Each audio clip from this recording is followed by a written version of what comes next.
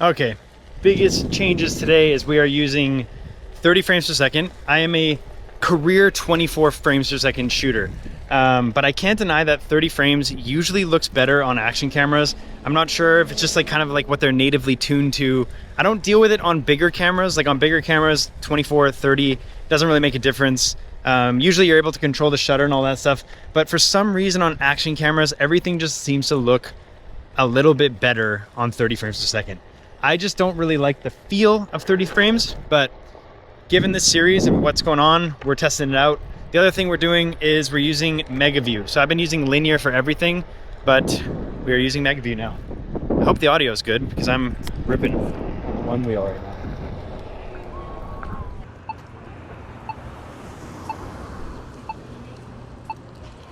You did it before I could. So as always, if you want to check out the settings that I'm using, they are listed below in the pinned comment. Get that bylaw.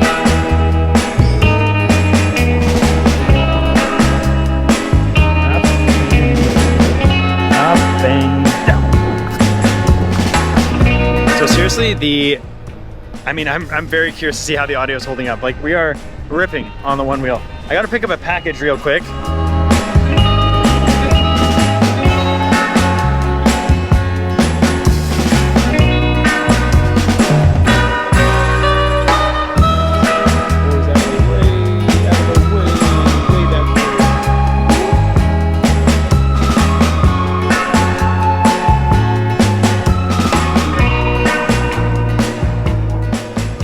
This is a case where an ND filter would actually be perfect because I'm relatively stabilized on the one wheel, so the shake wouldn't be too bad, but you would get the nice like feeling of momentum with all the motion blur moving past me as I'm driving. But what I'm gonna do is on this particular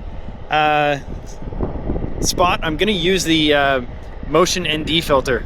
So it's a little setting that you have to apply in the Insta360 app. Hopefully, again, you can hear me, but that will give it a little bit of a feeling of speed.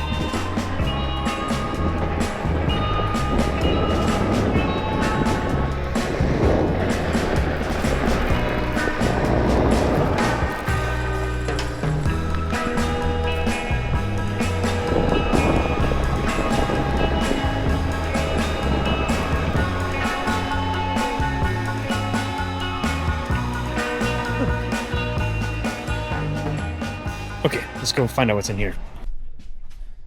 Okay, I know. I gotta just give me a break here for a second. I gotta clean this stuff up. I'll do it in today's video so you can see that it does get done. This right here is I bought this with my own money. It's for my Leica. Let's see. I swear I'm clean. It's not why it gets dirty. This is a little screw. It's a very expensive little screw. But there's a thing with Leicas, like as you can see here, there's a little red dot on the front of this Leica. I'm not changing this one, but on my Q, there's also a red dot. And as much as I like it, I always preferred the kind of screw that comes with the P series cameras. I found this company online that makes replacement dots for this. So what I'm gonna do is replace the red dot with this black dot and see how it looks. Okay, let's push this out of the way. Trigger warning, I guess. Okay, let's trade this out. Open this up. What you get right there. It's a little black dot. Okay, so it's just this little dot right here. I'm going to try and replace this. You're supposed to use a piece of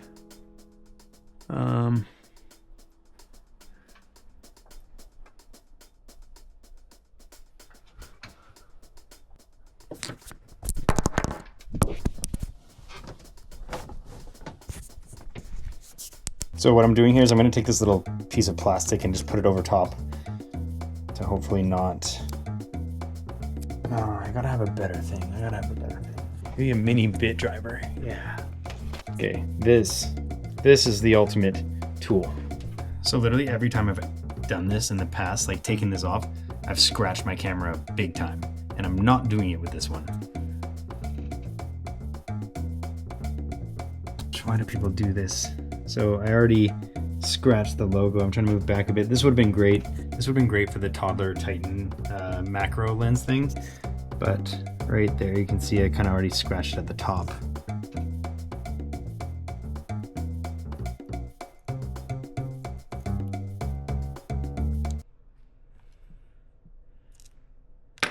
All right, extracted.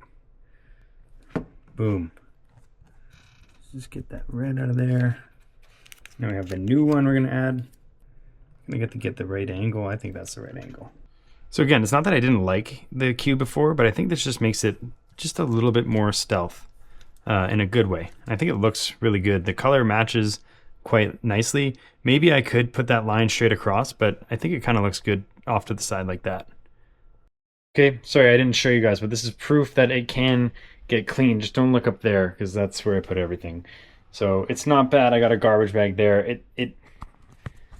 Look, it still needs work. I get that, but we're getting there. We're getting there.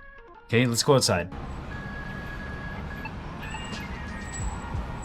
Just stepped out to get some lunch and gonna get some better shots. This is kind of a cool shot. Is it just me, or does HDR look more HDR-y in 30 frames per second?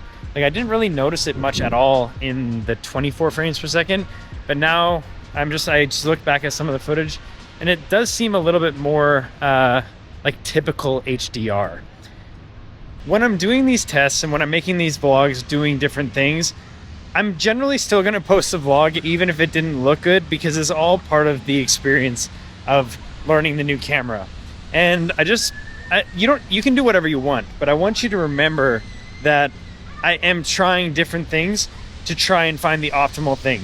So I'm not just gonna exclude something that didn't work unless it's like absolutely terrible, but that will come with some growing pains and some adjustment changes in the way that you're looking at things. Like, for instance, 30 frames per second is gonna be a little bit worse in low light in the regular modes because the shutter needs to be faster. So therefore it's not gonna let in as much light.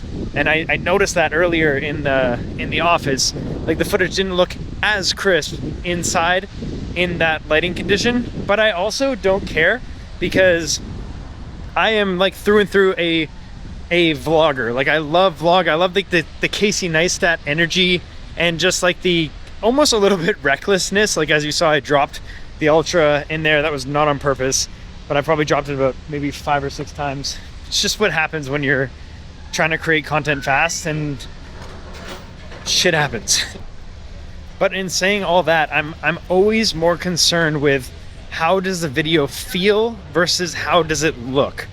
I know that this camera is capable of producing a good image. Like, we've already seen that. I'm actually blown away by it because my dehancer grade is working, I think, quite well on this camera, and it doesn't work as well on the X5 or the Ace Pro 2. So this is what it normally looks like without my grade, by the way, just in case you're wondering. This is the glow profile. I've talked about it in the last few videos, but I want to be clear that I am pushing the grade quite hard on this, and I think it looks good. Like, it reminds me more of my Action 4, Action 5 vlogs, which I couldn't get that look out of the Ace Pro 2 or the X5. I still love the X5, but I just have a different style. So in my next few videos, what I want to do, look at these little lovebirds. So in the next couple videos, I actually want to try not using dehancer and seeing kind of what image are we capable of getting out of this camera, maybe just using the mobile app or not grading at all, because I think that's a use case a lot of people will do, and dehancer is quite expensive. If you want to check it out, it is linked below, but it's definitely an investment, and I don't really recommend it for if you're not going to use it professionally or anything like that. But you do what you want with your money. It is a fantastic program and it works really well, but it's not, I understand it's not realistic for everybody. So I'm working on some stuff in the background to see if I can actually bring out some color, like LUTs or something that would work for this camera or other cameras as I build more of the look that I'm trying to get out of them.